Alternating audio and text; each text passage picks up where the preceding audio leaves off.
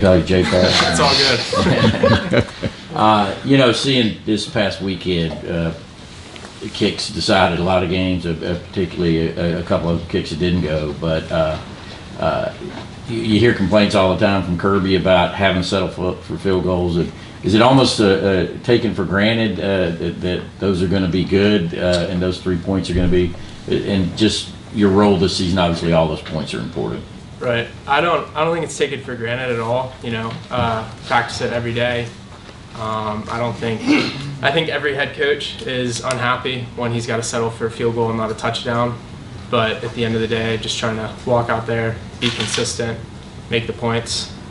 So. Hot pot.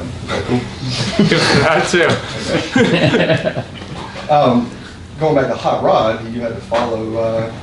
What was that pressure like? Was there pressure? Did you feel any of that following a legend, so to speak? Your first season. Right. There's definitely a lot of pressure. Rod left a huge legacy here. I mean, he's going to be a name in the books probably till this program runs itself into the ground. Whenever that is, probably never. So there was a lot of pressure coming in 2020, trying to win the job, stepping in, filling his shoes, just trying to do my best job, and hopefully I can account for something. Going back, I don't know if you saw the Arkansas Texas A&M game, but the way that game ended with the kick just missing that, that short of the upright. In terms of preparing for, playing in an NFL stadium versus college stadium, is there, in terms of the uprights, is there a change in preparation each week when you do that, or is there just something that you do just all the time, just make them connect? Yeah, Cam Little is a good buddy of mine actually, and that ball was smoked. 42, left hash, top of the upright. I mean, you couldn't hit a ball any better than that. But in terms of college versus NFL, no, you can't prepare any differently. It's all got to be the same. I mean, uprights may be a little bit more extended up, but at the end of the day, you just had to hit it straight through. So. Pod racer, I'm sure you're okay if I call you that. Stetson Bennett is your preferred holder, as Kirby Smart had just told us. What's your relationship like with him, especially with him holding extra points and field goals for you now? It's definitely grown now since the season started. I got to put a lot of trust in him. At the beginning of spring when I was told Stetson was going to be holding for me, I was like, okay, it's going to be interesting. Jake had held since his freshman year, and Jake did a great job. No one better to do it. And so the spring was tough. Had to trust him, and there wasn't much trust at first in the spring. It was kind of I don't know if you play golf, but it's like stepping up and you've got your 3-iron out. Not good, not a good look. No. But over the summer, got some work early into August, got more work with Stetson, and got really comfortable with him, and so that relationship's grown a lot, and happy to see that. When going to play at different fields and away games, do you find a difference in kicking off turf versus kicking off grass, and which do you prefer? I definitely prefer kicking off grass. It's a little bit easier on the bones and joints, but at the end of the day, it's got to be the same. I've got to treat it the same, and you really can't prepare much differently. Your foot's probably going to sink into the grass a little bit more. It'll give versus turf where it's pretty solid. So. Jack, get back again to the work you did with Stetson over the summer. Can you even begin to guesstimate how many reps you guys took before you finally started feeling comfortable? And at what point, when did it kind of start clicking? How did it finally start clicking for you guys? I think we're still figuring it out. I still grab him after practice every day, and I get Payne Walker, the snapper, to snap him short snaps every day after practice. We try and hit at least 10 snaps because you can never get comfortable. You've always got to be getting reps.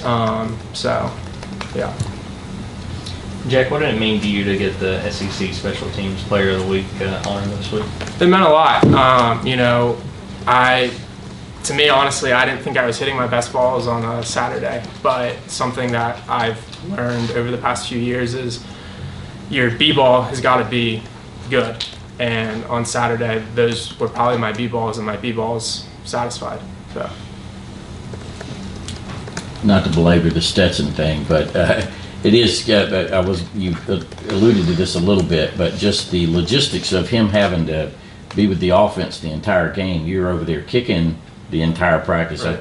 Who's holding for you while you're practicing? I guess that would be considered the backup holder. Right. And just what are the logistics? And you said y'all work some after practice every day. So I'll get Brett Thorson. He's the backup holder, and so he'll hold for me on other days that Stetson's not, whether we're off by ourselves, which is a lot of the time. So he's getting a lot of reps at holding, and he's getting comfortable with that as well. So.